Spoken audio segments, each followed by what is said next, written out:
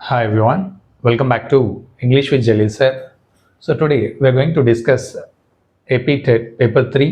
So already I have uploaded two videos. So let's start with the first one. 61. The couple fell in love, let us survive, in which they put their attention into words, mixing silence with tenderness. So choose another word for tenderness అంటున్నాడు. ఇక్కడ ఏమి ఇచ్చాడు? ఇక్కడ the couple fell in love అంటే వాళ్ళు ప్రేమలో పడ్డారట. Right, letters survive in which they put their attention into words అంటే ఆ ఉత్తరాలు ఏవైతే ఉన్నాయో అంటే ఆ వర్డ్స్ వాళ్ళు రాసుకున్న ఉత్తరాలలో వాళ్ళ శ్రద్ధ అంతా ఆ ఉత్తరంలోని పదాలపై మేళవించి రాశారు అన్నట్టు. ఏ విధంగా? With tenderness. Tenderness is nothing but with gentle love, right, with affection అనే మీనింగ్ వస్తుంది. సో ఇక్కడ అనదర్ వర్డ్ ఫర్ టెండర్నెస్ అంటే ఏమొస్తుంది? అఫెక్షన్, లవ్, రైట్, జెంటిల్నెస్, మృదుత్వం అనొచ్చు, ప్రేమ లేదా అభిమానం, ఆప్యాయత అలాంటి మీనింగ్ వస్తుంది. సో ఇక్కడ మనకి సినానిమ్ అడిగాడు, రైట్. సో ఇప్పుడు మనం రఫ్నెస్ తీసుకున్నట్టయితే ఇది అపోజిట్ అవుతుంది. రఫ్నెస్ అంటే, హార్డ్నెస్ అంటే ఇదన్నీ అపోజిట్స్. రిజిడిటీ, రైట్, మొండితనం, మొరటుతనం. హార్డ్నెస్ అంటే గట్టిదనం, రఫ్నెస్ అంటే చాలా కరుకుగా, గరుకుగా అనే మీనింగ్ వస్తుంది. అఫెక్షన్ అంటే సేమ్ మీనింగ్ వస్తుంది మనకు. So coming to 62. They called her name and she did not move. I suddenly realized that she hadn't heard, says Isabel. Identify the antonym of realize. నాకు ఏమి ఇచ్చాడు? ఇక్కడ ఒక సెంటెన్స్ ఇవ్వడం జరిగింది చూడండి. ది కాల్ హర్ నేమ్, వాళ్ళు ఆమె పేరుతో పిలిచారు. And she did not move, కానీ ఆమె మూవ్ అవ్వలేదు. ఐ సడన్లీ రియలైజ్, అప్పుడు నేను రియలైజ్ అంటే ఇక్కడ గ్రహించడం. షీ హ్యాడెంట్ హర్డ్, ఆమె వినలేదు. సేస్ ఇసాబెల్, ఎవరంటున్నారు ఇక్కడ? ఇసాబెల్ అంటున్నారు. సో ఇక్కడ మనకి ఏం అడిగాడు? యాంటోనిమ్ అడిగాడు. సో ఇక్కడ సినానిమ్ అడగడం జరిగింది. ఇక్కడ యాంటోనిమ్ అంటే అపోజిట్ వర్డ్. దేని యొక్క? రియలైజ్ అంటే ఏంటి? ఇక్కడ గ్రహించడం లేదా గుర్తించడం. సో దానికి అపోజిట్ ఏమొస్తుంది అంటే గ్రహించడం లేదా గుర్తించడంకి ఇగ్నోర్డ్ వస్తుంది. ఏంటిది? ఇగ్నోర్డ్ అంటే గుర్తించకపోవడం, గ్రహించకపోవడం. రియలైజ్డ్ అంటే గుర్తించడం, అంటే ఇగ్నోర్డ్ అంటే గుర్తించకపోవడం లేదా పట్టించుకోకపోవడం. ఎజిటేటెడ్ అంటే గందరగోళానికి గురవ్వడం, రైట్, లేదా కలత చెందడం అనే మీనింగ్ వస్తుంది. పొజిషన్ అంటే ఆ స్థానంలో పెట్టడం కాదు, దాని మీనింగ్ సూటబుల్ కాదు. డిటీరియోరేటెడ్ అన్నా కూడా దానికి సూటబుల్ వర్డ్ అనేది కాదు, అంటే క్షీణించడం. డిటీరియోరేటెడ్ అంటే ఏంటిది? క్షీణించడం అనే మీనింగ్ వస్తుంది. బట్ ఎగ్జాక్ట్ వర్డ్ ఏంటి? వ్యతిరేక పదం అంటే ignored. So coming to 63. The chef dash a delicious meal for the guest every weekend. ఇక్కడ ఏమి ఇచ్చాడు? ద చెఫ్ ఏం చేస్తాడట? ఎ డెలీషియస్ మీల్, ఒక మంచి మీల్ చేస్తాడు. ఎప్పుడు? ఫర్ ద గెస్ట్, ఎవరి కోసం? ఇక్కడ గెస్ట్ల కోసం. ఎప్పుడు? Every weekend. So every weekend అంటే ఏంటి? ఇక్కడ ఇట్స్ హ్యాబిచువల్ యాక్షన్, అంటే ప్రతి వీకెండ్లో జరుగుతున్న యాక్షన్ కాబట్టి ఇది ఒక అలవాటు లాంటిది. సో మనం హ్యాబిచువల్ యాక్షన్స్నే కానీ, రైట్, రెగ్యులర్ యాక్షన్స్ని ఏం చేస్తాం? మనం సింపుల్ ప్రెజెంట్లో తెలుపుతాం. సో సింపుల్ ప్రెజెంట్లో మనకి ఇప్పుడు ద చెఫ్ అనేది థర్డ్ పర్సన్ కాబట్టి ఏమొస్తుంది? రైట్, V1 ప్లస్ ఎస్ రావాలి. The chef prepares a delicious meal for the guest every weekend అనాలి, రైట్. సో ఇది కరెక్ట్ అవుతుంది. సో రిమైనింగ్ ఆప్షన్స్ అనేవి wrong. Coming to 64. Identify the correct suffix to form a noun form of the verb develop. So ఇక్కడ ఏమడిగాడు? Suffix అడిగాడు. Suffix అంటే ఏంటి? Right, ఎండింగ్లో యాడ్ చేయడం. ప్రిఫిక్స్ అంటే ముందు యాడ్ చేయడం. సో డెవలప్కి రైట్ ఏం రావాలి? అది సఫిక్స్ యాడ్ చేయడం వల్ల నౌన్ ఫామ్ రావాలి, రైట్. సో ఏది కరెక్ట్ అవుతుంది? LY. డెవలప్లీ అనొచ్చా అంటే ఇట్స్ ఎ రాంగ్, అనరాదు. డెవలప్మెంట్, ఎస్ ఎగ్జాక్ట్లీ ఇది అనొచ్చు. డెవలప్మెంట్ అంటే ఏంటి? అభివృద్ధి చెందడం, రైట్, డెవలప్మెంట్ కరెక్ట్ అవుతుంది. డెవలప్ఫుల్ అంటే ఇది కరెక్ట్ కాదు. డెవలపర్ అనొచ్చా అంటే ఇది కూడా కరెక్టే. డెవలపర్ కూడా ఇది కరెక్టే అవుతుంది. ఫర్ పర్సన్ అనొచ్చు మనం. డెవలపర్ అంటే who is developing, that person is called as a developer. But exact ఏది వచ్చింది ఇక్కడ మనకి? మెంట్ అనేది ఎగ్జాక్ట్ వస్తుంది. సెకండ్ ఆన్సర్ ఇది కూడా కరెక్టే అవుతుంది. Coming to 65. He said that the project was a piece of cake. Meaning of piece of cake, ఇక్కడ మనకు ఒక ఇడియం ఇచ్చారు, అంటే ఒక జాతీయం ఇవ్వడం జరిగింది. దాని యొక్క మీనింగ్ అడుగుతున్నాడు. హీ సెడ్ దట్, అతను చెప్పాడు ఏమని? The project was a piece of cake. So దీని సెంటెన్స్ యొక్క మన మీనింగ్ తెలియాలంటే ఈ ఇడియం యొక్క మీనింగ్ తెలవాలి. పీస్ ఆఫ్ కేక్ అంటే ఏంటి? ఎ డెలీషియస్ డిజర్ట్, రైట్. ఇదైతే డెలీషియస్ అంటే చాలా రుచికరమైన, రైట్, ఆహారం అని అంటున్నాడు. నో. కాంప్లెక్స్ టాస్క్, ఇది కూడా కాదు, అంటే చాలా కష్టమైన పని. సంథింగ్ వెరీ ఈజీ, ఎస్ ఇది కరెక్ట్ అవుతుంది. ద ప్రాజెక్ట్ ఎలాంటిదట? Piece of cake, something very easy అంటే చాలా ఈజీగా జరిగిపోయింది ఆ ప్రాజెక్ట్ వర్క్ అనొచ్చు మనం. A part of project, so అది రాంగ్ అవుతుంది. థర్డ్ వన్ వచ్చేసి కరెక్ట్. పీస్ ఆఫ్ కేక్ అంటే something very easy. He said that, వాడు చెప్పాడు. ఏమని చెప్పాడు అతను? ఆ ప్రాజెక్ట్ అనేది చాలా ఈజీగా ఉండే. Coming to 66. Choose the correct definition of carry on. So మనకి ఇక్కడ ఒక ఫ్రేజ్ ఇచ్చాడు, క్యారీ ఆన్ అనే ఫ్రేజ్ యొక్క మీనింగ్ ఏంటి అని అడుగుతున్నాడు. To continue, to abandon, to disrupt, to delay. So మనకి టు కంటిన్యూ అనేది కరెక్ట్ అవుతుంది. క్యారీ ఆన్ అంటే మనం అంటాం నార్మల్గా, సో యూ క్యారీ ఆన్ అంటాం, నువ్వు అంటే కంటిన్యూ చెయ్యు అన్నట్టు దాని అర్థం. అబాండన్ అంటే వదిలివేయడం, సో అది కరెక్ట్ కాదు, గివ్ అప్, అబాండన్. డిస్రప్ట్ అంటే స్టాపింగ్ ఫ్రమ్ ద వర్క్, అంటే దాన్ని ఏమంటారు, దాన్ని ఇంటరప్ట్ చేయడం అంటారు డిస్రప్ట్ అంటే, రైట్, అంటే ఆటంకం కలిగించడం. టు డిలే అంటే దీన్ని అది రాంగ్ అవుతుంది, అంటే ఆలస్యం చేయడం. సో ఈ 3 ఆన్సర్స్ కూడా రాంగే. టు కంటిన్యూ అంటే రైట్, దాన్ని కరెక్ట్ ఆన్సర్ వస్తుంది, క్యారీ ఆన్ కి phrase. Let's go to the next one. So coming to 67. In dictionary where words are ordered strictly by the first letter, choose the word that should be placed immediately after impaired. Right, ఇక్కడ మనకి ఏమి ఇచ్చాడు, ఒక డిక్షనరీలో అంటే ఆర్డర్లో alphabetical ఆర్డర్లో మనకి ఏ word వస్తుంది, దేని తర్వాత ఇంపేర్డ్ తర్వాత ఏ వర్డ్ వస్తుంది అని అడుగుతున్నాడు. Imperative, impression, impact, import. So నార్మల్గా మనం ఈ సెంటెన్స్ అంటే ఈ వర్డ్స్ని చూసినట్టయితే ఐ, ప్రతి దానిలో ఐ అనేది కామన్ ఉంది. సెకండ్ ఎం కూడా ప్రతి దానిలో కామన్ ఉంది. పి కూడా నార్మల్గా కామన్ ఉంది. సో బట్ 4th లెటర్ ఏమి ఇచ్చాడు ఇక్కడ, ఈ ఇచ్చాడు, రైట్. సో ఈ తర్వాత ఏం రావాలి, రైట్, ఇంపరేటివ్ ఈ, ఇక్కడ ఈ ఇచ్చాడు, ఇక్కడ ఆర్ ఉంది, ఇక్కడ ఏ ఉంది, ఇక్కడ ఓ ఉంది. బట్ ఇక్కడ మనకి ఏం అడగడం జరిగింది, ఏ ఉంది కదా అని చెప్పేసి మనం 3rd వన్ కరెక్ట్ అని పెట్టుకోవద్దు. ఎందుకు, మనకి ఏం అడగడం జరిగింది, ఇమీడియట్లీ ఆఫ్టర్ అన్నాడు, అంటే ఇంపేర్డ్ తర్వాత ఏమొస్తుంది, ఈ తర్వాత ఏమొచ్చింది, ఇక్కడ డి వచ్చింది. సో ఇక్కడ ఈ తర్వాత ఏమొచ్చింది, ఆర్ వచ్చింది. యాక్చువల్గా దీని ముందర అయితే ఇంపాక్ట్ వచ్చేది.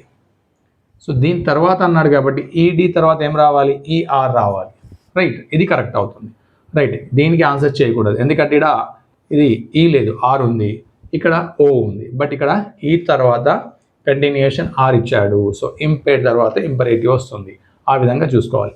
దానికంటే ముందర అని ఉంటే మాత్రం ఇంపాక్ట్ వచ్చేది, బట్ ఇక్కడ ముందర అడగలేదు కాబట్టి సో తర్వాత వచ్చేది ఏంటి, ఇంపరేటివ్.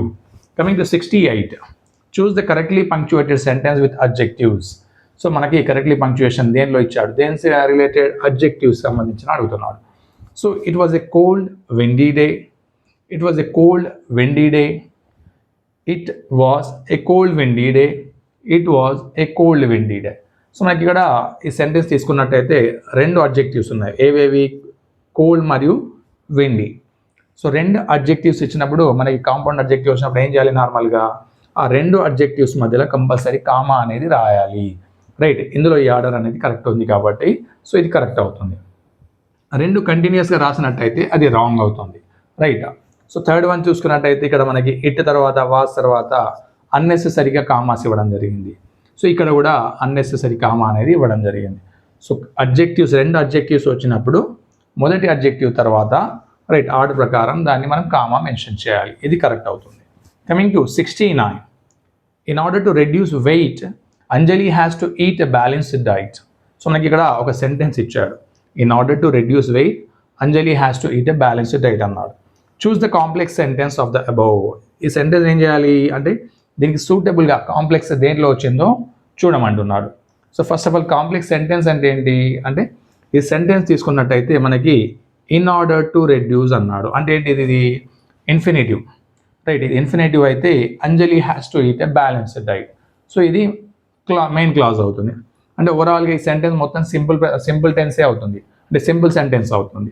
ఈ సింపుల్ సెంటెన్స్ని మనం కాంప్లెక్స్లోకి మార్చాలంటే ఏం రావాలి, ఒకటి ఇండిపెండెంట్ ఉండాలి, ఒకటి డిపెండెంట్ ఉండాలి, ఒకటి ఇండిపెండెంట్ మరియు ఒకటి డిపెండెంట్. సో చూద్దాం, Anjali needs to eat a balanced diet. Yes, ఒక ఇండిపెండెంట్ సెంటెన్స్ అనేది ఇక్కడ ఇవ్వడం జరిగింది. Because she wants to reduce weight. Yes, ఇక్కడ నుంచి బికాజ్ ఏదైతే ఇచ్చాడో అదేంటి, డిపెండెంట్ క్లాజ్ అవుతుంది, because she wants to reduce wait.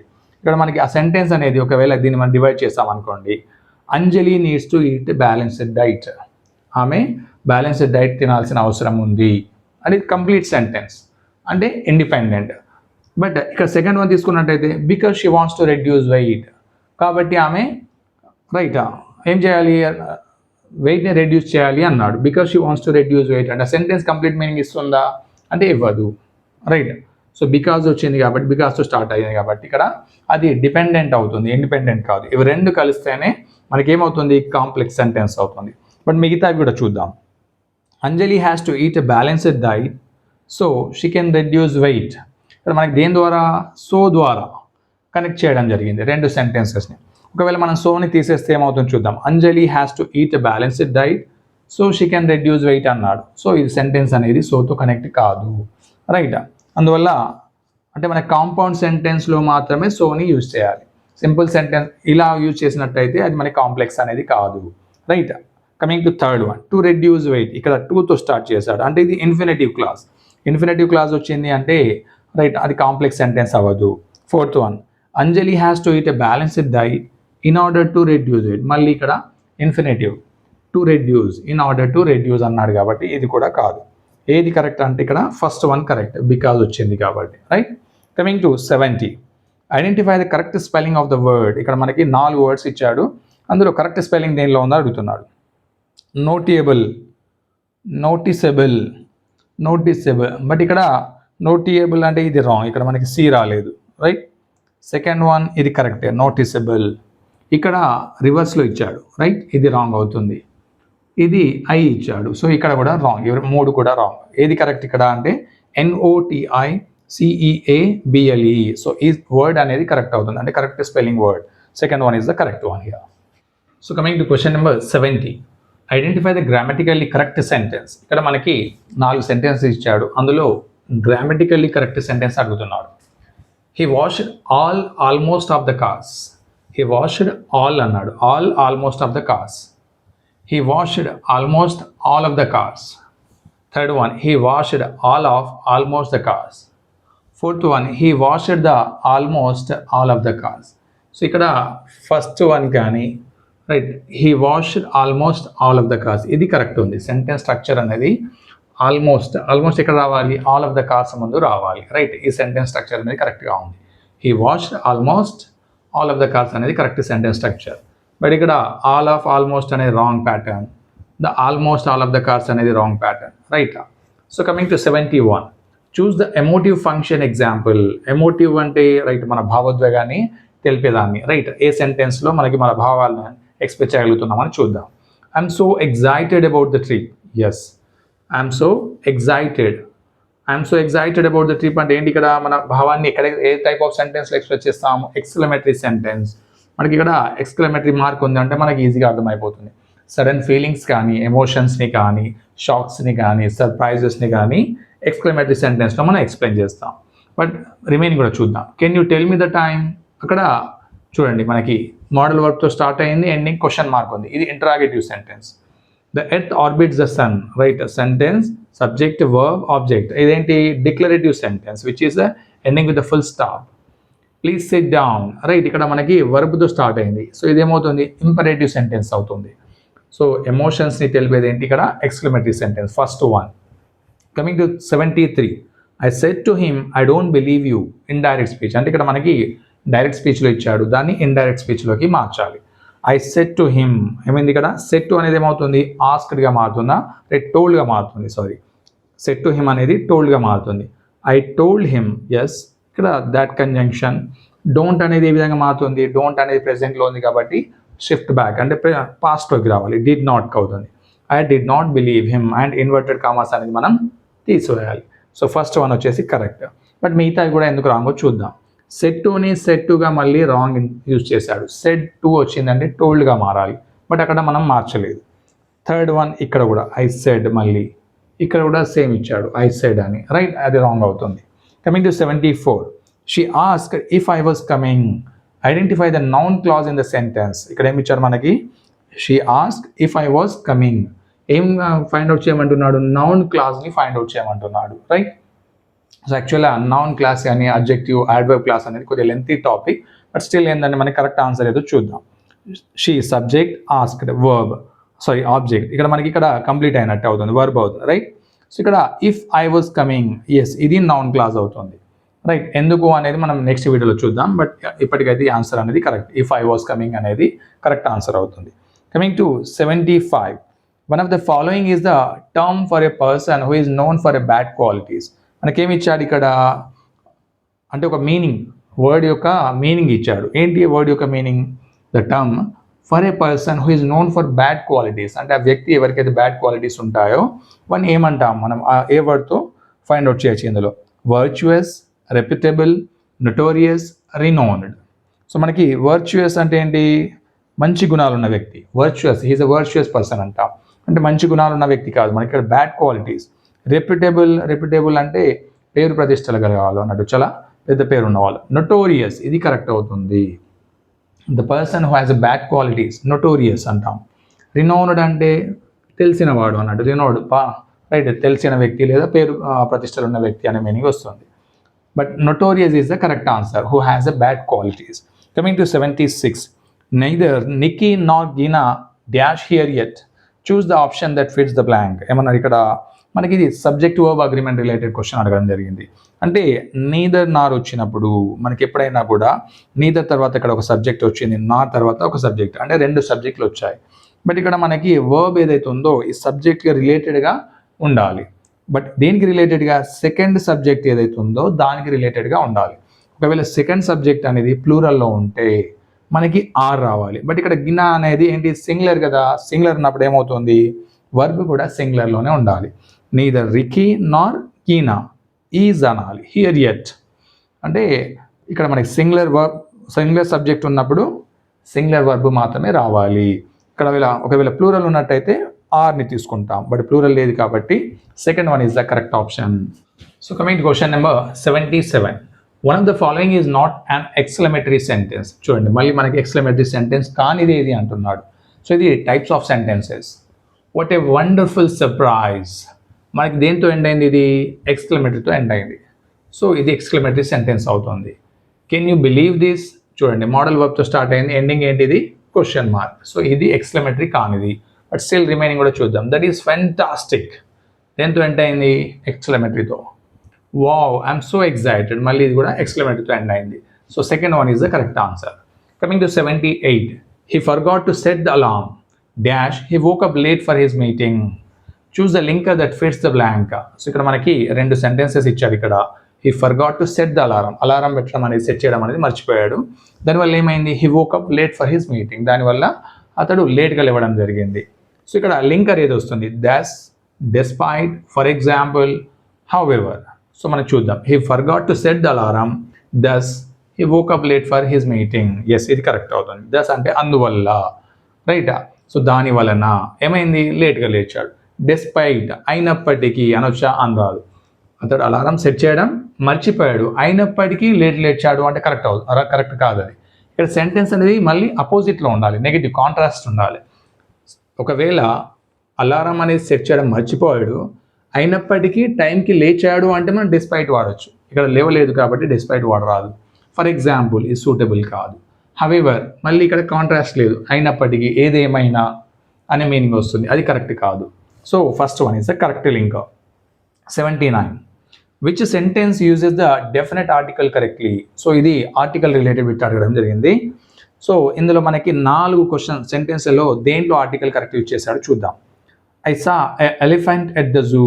So ఇక్కడ ఏమి ఇచ్చాడు, ఐ సా ఏ ఎలిఫెంట్ అన్నాడు. ఏ ఎలిఫెంట్ అనొచ్చా, అనరాదు. సో ఏమనాలి, యాక్చువల్లీ యాన్ ఎలిఫెంట్ అనాలి. ఏమనాలి, యాన్ ఎలిఫెంట్. సో ఇది ఆర్టికల్ అనేది wrong. She visited the Eiffel tower. Yes, ఇది కరెక్ట్ అవుతుంది. She visited the Eiffel tower or Eiffel tower, ఏదో అనొచ్చు, ఎందుకంటే అది ప్రాపర్ నౌన్ కాబట్టి. సో మనం ఇది ఒక యూనిక్ థింగ్, టవర్ అనేది ఒక యూనిక్ థింగ్ కాబట్టి యూనిక్ థింగ్ ముందర మనం ద అనే ఆర్టికల్ వాడచ్చు. ఒకవేళ తాజ్మహల్ కానీ, ఈఫిల్ టవర్ కానీ, ఇలాంటి పిరమిడ్స్ కానీ, రైట్, ఇలాంటి యూనిక్ థింగ్స్ ఉన్నప్పుడు దాని ముందర ద డెఫినెట్ ఆర్టికల్ అనేది వాడచ్చు. సో థర్డ్ వన్ కూడా చూద్దాం. He is and best player అనొచ్చా, అనరాదు, ఎందుకంటే ఇది కాన్సనెంట్ సౌండ్ కాబట్టి he is the best player అనాలి. ఎందుకు అంటే ఇది superlative, he is the best player అనాలి. బట్ ఇక్కడ దా లేదు, యాన్ ఇచ్చాడు కాబట్టి wrong. We need a information, ఇది wrong. We need an information అనాలి, an information.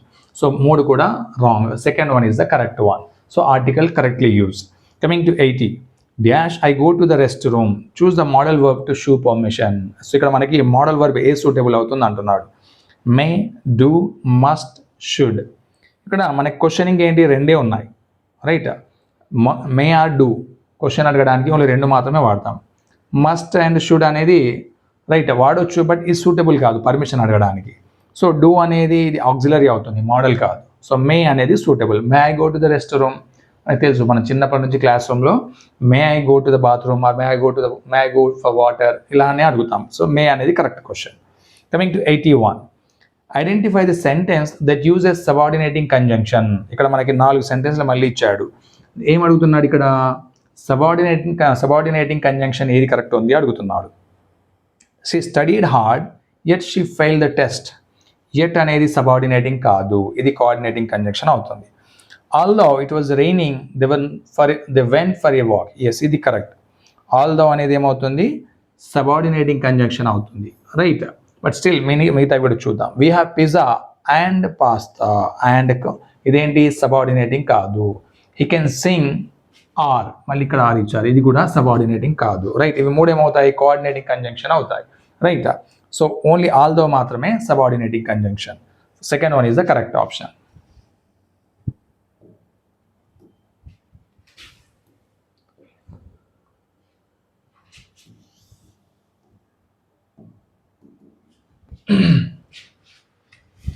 So coming to 82, choose the sentence with the correct use of correlative conjunctions. మళ్ళీ ఇక్కడ conjunction బిట్టే ఇచ్చాడు. ఏమిచ్చాడు? Correlative. She is neither tired or hungry. ఇది correct అవుతుందా అని రాదు, ఎందుకంటే నీదర్ వచ్చినప్పుడు ఏం రావాలి? యాక్చువల్గా నార్ రావాలి, నీదర్ నార్ రావాలి. So this is the wrong one. Both the manager and the employees attended the meeting. Both and, so ఇది కరెక్ట్ ఇచ్చాడు. బోత్ తర్వాత సబ్జెక్ట్ అండ్ తర్వాత employees, correct. Attended the meeting, ఈ సెంటెన్స్ అనేది కరెక్ట్ అవుతుంది. So which is used correlative conjunctions. Third, fourth also will see. He wants not only money but fame also. ఇది wrong. But also రావాలి, but also fame రావాలి, but ఇక్కడ wrong usage. Coming to fourth one, either she can call you నార్ అన్నాడు. So నార్ అనేది wrong, are రావాలి. యాక్చువల్గా either are use చేస్తాం, either నార్ use చేయము. So fourth one also wrong one. Second is the correct one. Both and, so both the manager and the employees attended the meeting. ఇది correct combination. 83. To express your feelings about the day's events in a diary, you should dash. అంటే మన యొక్క feelings డైరీలో అంటే ఈవెంట్స్లో, to express your feelings about the days events in a diary రాసేటప్పుడు, right, you should ఏం చేయాలి మనం? Focus on your future plans, list all the events chronologically, share your emotions and reflections. Yes, ఇది simple. Share your emotions and reflections మన డైరీలో మనం రాసుకుంటాం, right. Right a summary of what you learn. No, ఇది wrong. Coming to 84, when preparing an invitation, which section should clearly outline the date and time of the event? Yes, మనకి ఇక్కడ invitation prepare చేస్తున్నప్పుడు, right, అందులో ఏమడుగుతున్నాడు? Which section, ఏ సెక్షన్లో క్లియర్గా అవుట్లైన్లో date and టైంని మెన్షన్ చేయాలి, దేని యొక్క, ఈవెంట్ యొక్క అని అడుగుతున్నాడు. ఫస్ట్ వన్ అడిషనల్ ఇన్ఫర్మేషన్లో, ఈవెంట్ డీటెయిల్స్లో, RSVP information, personal touch.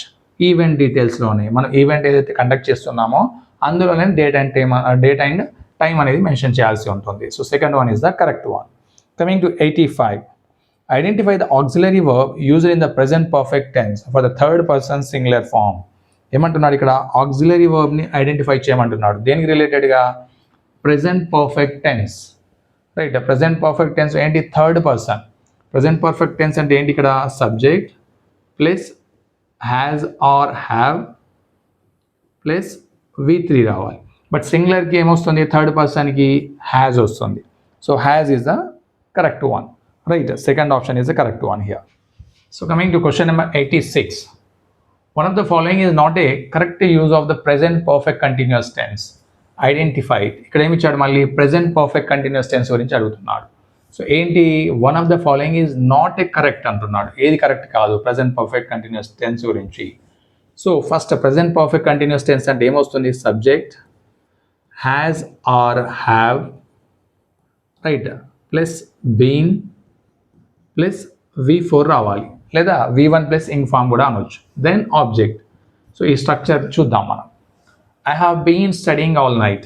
I have been, right, V4 studying. Yes, ఇది కరెక్ట్ అవుతుంది. She has been working. Yes, has been working. ఇది కూడా కరెక్ట్ అవుతుంది. Third one, they have been to the new restaurant. ఇక్కడ ఏమైంది? V4 అనేది missing. So V4 అనేది ఇందులో లేదు కాబట్టి this is not correct. Fourth one కూడా చూద్దాం. హ్యాస్ బీన్ ప్లేయింగ్, ఇది కరెక్ట్ అవుతుంది, right. So coming to 87, the school is dash the park, choose the correct preposition that fits the blank. ఇక్కడ మనకి ప్రిపోజిషన్ రిలేటెడ్ బిట్ అడగడం జరిగింది. The school is in view of the park, in place of the park, in light of the park, near to the park. So ఇది simple. School ఎక్కడ ఉంది? పార్క్కి నియర్గా ఉంది, అంటే దగ్గరలో ఉంది. నియర్ టు ద పార్క్ అనేది కరెక్ట్ అవుతుంది. 88, she sat dash her friend, మళ్ళీ same option, in place of, next to, in back of, in light of. She sat next to her friend అనాలి. ఏమనాలి? Next to. In place of her friend అని రాదు, in back of కాదు, in light of కాదు. So next అనేది correct అవుతుంది, right. ఆమె ఎక్కడ కూర్చుంది? ఆమె ఫ్రెండ్ పక్కన కూర్చుంది, ఇది correct option. So this is about today's session.